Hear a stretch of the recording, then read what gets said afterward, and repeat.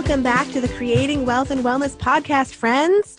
I am one of your hosts, Tara Missildine, and I'm here with Amanda Kingsley, and we are going to take you on a journey, one where freedom is cultivated through personal development, where women connect to fuel our futures, and where wealth is created as a byproduct of being well. So all of those things matter very, very much to Amanda and I, and we know they matter to you as well. That's why you're here. So let's see. I was going to start off this episode by reading one of our awesome reviews on iTunes, but I'm going to decide not to do that because we currently have 17 reviews and we've had, I think, 27 episodes. So rather than repeat one of our awesome reviews, what I'm going to do is ask you, if you have not yet actually rated and reviewed our podcast on iTunes, would you please take a moment and actually do that so that we can give you a shout out? And if your iTunes handle doesn't identify who you are, feel free to put your name and or business or link or whatever in the review, and we would be happy to give you a shout out and send people over to your awesome project. We would like some new ones to read, guys. So it helps people find us, and it also helps us know that we're not talking into a vacuum when people give us ratings and reviews. So please do that so that next week we can give you a little shout out. So let's see. Amanda, how are you this morning? It's the first day of school, like back in school after vacation. And it was a really lovely vacation. So I have 3 kids. They were not, it was fine. It was not memorable in a particular way. Although my daughter does now have blue hair. And I saw that. Woohoo! That's fun. So it was fun. But that morning, anyone who has kids, particularly multiple kids, and that morning when they're all in school and you walk back into your house and you're just like, oh. I'm sure that day will come. To all our homeschooling mama listeners, I just honor you, and the work you're doing in the world is incredible. Yes, indeed. Yes, indeed. Okay, so today we are actually going to be talking about something that really intrigues me because it's something I've kind of contemplated, kind of tried my hand at successfully and unsuccessfully, mostly and Amanda, you have a project that is coming up that you launched. It's actually kind of to celebrate your birthday, right? It is. Yeah. So Amanda had this amazing idea of creating this retreat to have some amazing women come and join her to experience women, wine, and why, which is Amanda's life's work. So it's all to celebrate her birthday. And I believe most of the few seats are filled, but we decided to bump this one up so that if there are still any beds available, because this is an overnight, this is a full 24-hour retreat. It's actually 25 hours, if I recall correctly. Ooh, you're right. Yeah, so there may be a couple spots left, but Amanda will tell you at the end of this episode if you want to check out to see whether or not there is any openings. But that's not the reason that we are talking about this episode. We are talking about it from the perspective of what was the process like to actually plan, create, launch, market, and fill a retreat like this. So Amanda's going to be able to share some of her experience because I know that retreats and hosting retreats are something that people have asked about, and I know that it's a hot practice to do. But before we jump into that, how about we start with our gratitudes? Would you? Yeah, I'm going to go with weather and the New England girl. I think I've brought this up multiple times before, but last week, there was just those few days. We actually ended up going to Maine on those 2 70-degree days here in snowy New England. And they weren't quite as beautiful as home, but there were so many days last week that just felt like spring. And when you live in New England, which I know a lot of our listeners probably do, and that weather comes around, there's just such a shift in energy and things you feel that rebirth coming. And it's a beautiful thing to feel the weather. Mm-hmm. And so today, not so nice, but it's fine. And we had that little burst of spring to inspire us. So. We really did. Last week was insane. We had everybody listening. If you're not from New England, this is why you can love New England. on Wednesday or something, we had 77 degrees, balmy, sunny, like everybody was ripping off all their clothes. The following day, 34 degrees and 4 inches of snow. So within 24 hours, we go from like balmy, almost 80 degrees to 4 or 5 inches of snow and almost freezing. It's really wild. Yeah. Yeah, but I love it. That's what I love about New England too, is that you never really, it's such a mixed bag. Yeah. Keep you on your toes. Okay, so what I am grateful for today is the fact that I am surrounded by help when I need it. I definitely am not an island, and that gets proven to me all the time when I like have a sudden crisis, and there's always somebody that shows up for me. So thanks today to my mother-in-law who took my daughter when my other childcare option fell through. So yay for last minute help. Okay, so let's jump into this process of planning and creating a retreat. Yeah, I think you kind of nailed it when you said that it is a bit of a hot thing right now, at least if you are present in either participating in sort of the coaching, personal development world, or if you're just intrigued by it and participating in it. It is definitely a hot thing, which is certainly what stirred me to just go for it, was seeing so many of them and going like, that's so awesome. I want to do that. I want to do that. And then it just kind of was that moment, that angel lit moment where you're like, this is happening. I'm just going to do it. And then you kind of put it all, you lay out your ideas, ask the first 3 people you're interested in participating, like in facilitating it with, and they all say yes. And you're like, this is so meant to be. Every time you write any copy for it or think about the women at the retreat, it's amazing. So yeah, it is pretty hot right now, and that's definitely what stirred me, just seeing so many cool retreats happening, and some of them are huge. I don't know, Tara, have you ever been to a women's retreat or a business retreat that's like, I don't know, in Hawaii or I went to one that was in Santa Cruz. Cool. And it was really beautiful. It was like seaside. It was a 3-day, 2-night. Yeah. It was really amazing. It was several years ago, like probably 6 or 7 years ago now. It was with Sage Levine. Nice. Were you living in California? You were living here. No, I was living here. Yeah. But it was really awesome. And then I've gone to like the Boss Mom retreat or the mini retreat. Yeah. The Boss Mom mini. Things like that. So there's all different levels, right? There's like the big writers retreat, again, like in Hawaii or like in, I don't know, the Bahamas. Yeah. Those are like the big commitment. And then there's little minis. There's little weekends. Mine is, as Tara pointed out, 25 hours. So it's sort of like a jam-packed mini. But I'm curious, like you said 6 or 7 years ago, right? Yeah, probably 6. And there's probably lessons from that still stick with you. Oh, absolutely. It was completely transformative. Yeah. Yep. And there's a power that happens when you bring people together in person with a common goal. A lot of the work that, both Tara and I do is about setting intention and having a purpose, having a meaning, sort of like, just deep processing work. And so when you do that together in community, particularly with other women, and I think that's why a lot of times they are men's retreats or women's retreats. I think there's a whole lot less co-ed retreats because there's just something that happens when you pull together in that way and really focus on things like self-care and personal development. And those lessons just stick in a really different way than if you're reading a book or you're participating in an online membership group or you're part of a meetup.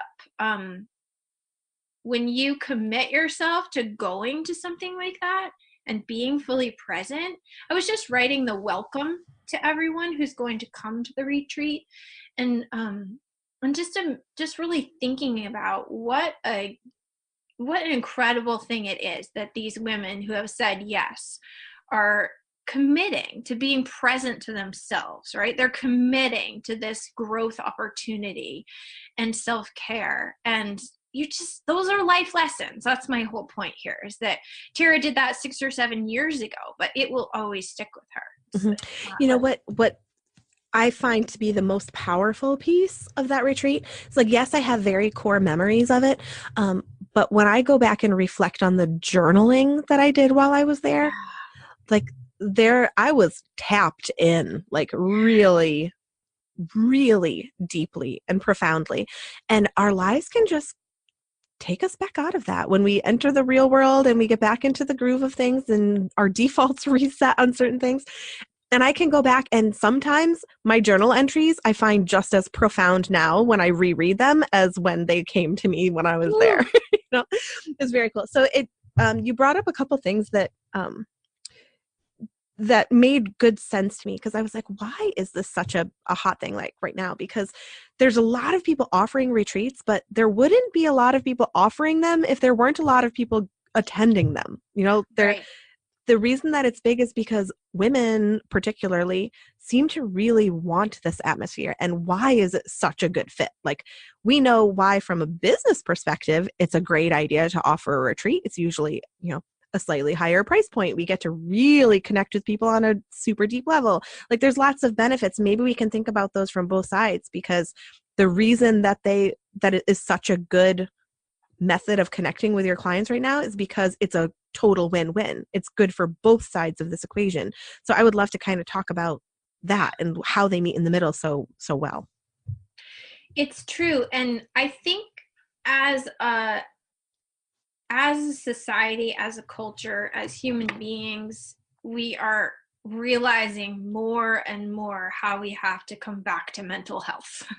Yeah. We have to come back to investment in ourselves so that we can give back to the world, so we can show up at our jobs and be not just productive, but give meaningful work to either our entrepreneurship or our 9-to-5 jobs, into our families, into our friendships. And so I think maybe it's just the world I live in, but I really do believe that we are, as a culture, swinging back to an investment in mental health.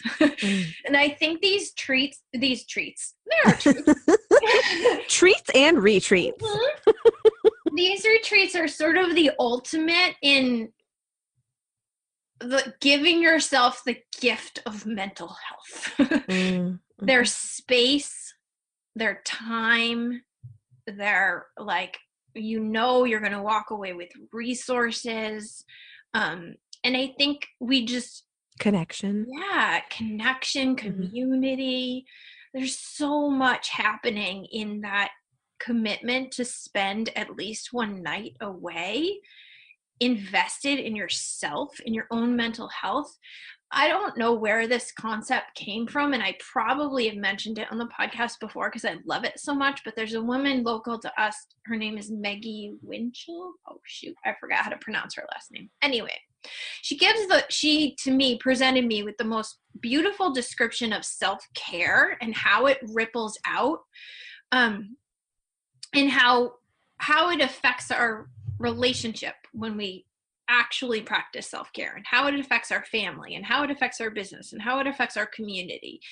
And it's such a beautiful visual of self-care and mental health and how it impacts the greater community. And I think these retreats they're the ultimate in that. They are such a commitment to mental health and self-care and growth that you walk away with like lifetimes of change. Yeah, absolutely. I know that to be true from the ones that I have attended. Like, even if there were lots that didn't resonate with me, there's always some nugget that makes me walk away a slightly different person. Yeah. And they say, like, that's why you keep showing up over and over and over and over again to anything in your life. Because there's that magic meeting, there's that one time you hear something that you've heard 20 other times and it just clicks and you have that Oprah aha moment. Yeah. And it's not that it's necessarily new or different or amazing. It's that you heard it at the right time with the right people in the right state of mind, separated from the stresses of your regular life, and it just clicked, and it stuck with you. And it's amazing how one little aha moment can change everything for you. Change Yep, everything. absolutely. One thing that I can say is regardless of how much money I have spent, it's always worth it. Yeah. Because also the more you spend in it, like the more you step into it. I don't know if that's true for everybody. It's definitely true for me. Yeah, I feel like I've been hearing a lot of statistics lately about how much, and successful is such a weird word, like whose definition of success, right? But I'm just going to use the word because I don't know what else to use right now. How much successful people invest in themselves. Like invest in retreats, invest in coaching programs, invest in business trainings. Mm-hmm. Because we really do have to invest in our own growth, in our own success. It doesn't just fall into our lap. Yeah. And this Yeah. is one of the ways you do that, both personally and professionally. Yeah. But you get to do it under the veil of taking really good care of yourself, which is a really good win-win. Okay. So speaking to the people, did I just interrupt you? Sorry. No, I just had a thought, but it's not. Go ahead.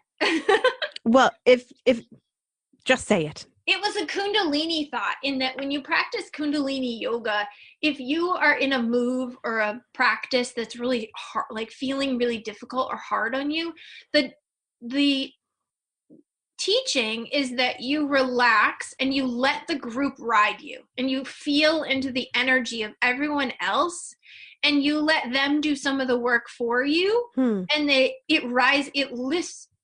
rises you up, right? It brings you up with them. And I think that's what happens at these retreats when you're in person together too. So that's why your journaling was so powerful versus you being home, like hiding in the bathroom in a warm bath with your kid in the other room, and you're trying to journal. Mm-hmm. Like, yes, that's awesome, but it's totally different than riding the group energy. Totally. 10 women who are journaling together. Yeah. And to the business, like the really business focused people out there, that's totally the mastermind concept. Yeah. That a separate entity is created when people come together with that kind of intention. So very cool. Thank you. I'm glad that I made you say it. That was definitely powerful. Okay. So the question that I wanted to ask is, for those really business focused people who would love to like host a retreat. Yeah. What are some of the lessons that you learned, and things that you found worked really, really well in this process of creating and launching? Because yours is almost sold out. So I would consider that a success. I have 2 spots left, and I know they're going to get filled. I just don't know by who yet. Mm-hmm. Maybe it's one of our listeners. So for me, it did come in as like one big download. It can be frustrating for people who are like, I want to create a retreat, but I haven't had a big download yet. But if you want to create that for yourself, here's what I would suggest you do. Write yourself a mission statement. Like, why do you want to create a retreat? What do you want to get out of it personally? And what do you want, more importantly, what do you want your attendees to get out of it? So create a mission statement. Like, I have a friend on Facebook, Lisa Freet, and she writes these posts at night that are, my wish for you tonight is. And so I'm just, her words are coming to mind. My wish for this retreat is. Do that. And based on that answer, you're going to get a sense of how strongly you should push forward. And then if your wish for the women at the retreat is, what are the pieces that need to be in place for people to walk away with that wish? So for me, it was yoga, massage, personal development, growth work, journaling, healthy food, a hot tub. Like, these pieces, all art, huge. Wait a second. There's a hot tub at this retreat? No, so a hot tub with a beautiful view. You didn't even say that. I'm so glad I'm in.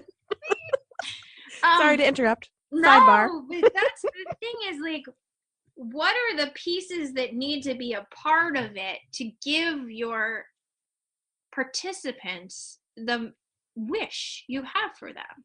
Yeah. And then lay those out. Are those people who I know right now? For me, all of those people and places just bam, like there they were. And so that's how I knew it was time to hit go, right? But if I had laid out my pieces and really not known who my masseuse was going to be or who my art teacher was going to be, it might not have been the right time, because that's an important part of what I want for my people, but it's not lined up yet. So maybe that means it's not the right time, or maybe it means I just need to be more present to who that is. And That's a fantastic perspective. I actually remember you gave me a little bit of a pro bono coaching last year about that things shouldn't be as hard as they were if it was the right time or the right project. Yeah, so that's a fantastic perspective for looking at that. That it's not necessarily not a good idea. It just, the universe might be protecting you from doing it right now. right. And I love that way of looking at it. Yeah. So when all the pieces fall into place, you know that the wish is about to come true for you and for those people. Yeah.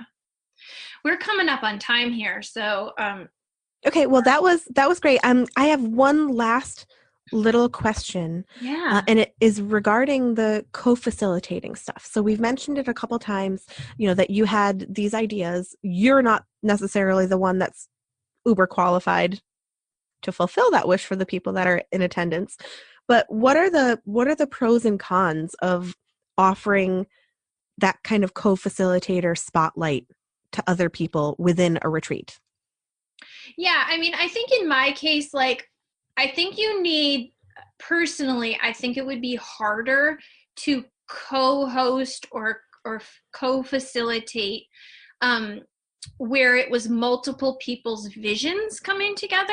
Yeah, definitely. In my mind, it was my vision, but there's no way I could do it without my art teacher and my masseuse and my photographer and I needed the people to the experts co-collaborate with. Yep. But I think it would be really hard if it were two people trying to carry out a vision together. Not impossible, but very different. So I have a vision and these women all see the vision and want to participate in it.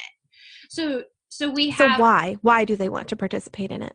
Like, how did you motivate them to actually come in and volunteer that? Because I mean, this massage therapist is like giving lots of massages while she's there. Like, what did you use to motivate them to get involved? Well, I'm paying all of my people. Oh, okay. Paying each of the facilitators, and they're getting all of my. It's a sweet deal for the facilitators. They're getting paid, and they're also getting a place to stay. They're getting dinner, and they're getting all of my coaching. So they get to participate in the parts of the retreat that are not them, and they're being paid. They most certainly do, and cool. are. So I want everyone to hear this, because I have been invited to be an expert at different things in the past, and it was just out of the kindness of my heart, or that I got to attend the event for free, except that I didn't get to participate in the event the same way. So I really want to point out that these people that we might ask to co-facilitate, that we need to value them appropriately as well. And I love the fact that you are paying them and having them participate in whatever they can of the retreat as well. So I think that's a beautiful model. Yeah, and in that sense, anyone could come together and create a retreat and pay all the different parts and pieces to get what they want. But that's huge to me. Like, I don't want to ask anyone to work for free. I don't want to ask anyone to not get to experience the event that they are contributing to, right? So one of my facilitators said to me, I am assuming I can sleep over. And I was like, of course. I'm so sorry I didn't make that clear. Like, the one difference is that we facilitators are going to share the living room and have like a camp out, and everyone else gets a bed. Cool. But of course, she's giving her work to the event, and she should be a full participant in it. Yeah. From I love that. I just wanted to point that out because I have experienced it from from the the other opposite side. Yeah. Yeah, yucky. Yeah. It the energy was definitely off. So Bummer. I very much value that you're doing that. All Okay. right. Is there anything else that you want people to know before we wrap up this episode about retreats? Definitely, if you want to participate in this or another one, because there will definitely be more, just amandastarkingsley.com and you will find it. It's called the Women, Wine, and Why Retreat. So go check it out if you want to either create your own and know how I created mine, or if you want to participate in a future one or this one. But I guess that's my ask. My ask is that you go check it out and maybe just, either as someone who's thinking about participating in a retreat or hosting one. That's my ask. Just go check it out, see how it feels to you, and send me feedback. And if you're local and you want to get to know Amanda and I, because I actually did buy myself a ticket, so I am going to this retreat. If you want to hang out with Amanda and I, like sort of offline and in living color, in pajamas, see if there's still a ticket left when this episode drops on Monday. And let's see, it's Monday the 3rd, I think, or the 5th. Nope. First Monday in March. Or 5th. 5th. Okay, so my ask, I'm just going to piggyback on my request for ratings and reviews. Oh, good one. Because I really like getting to read new reviews, and I didn't get to do that this week. So everybody, if you listen and haven't rated and reviewed, please do. I'm going to piggyback on that ask. Okay. Well, thank you. Till next time, my friend.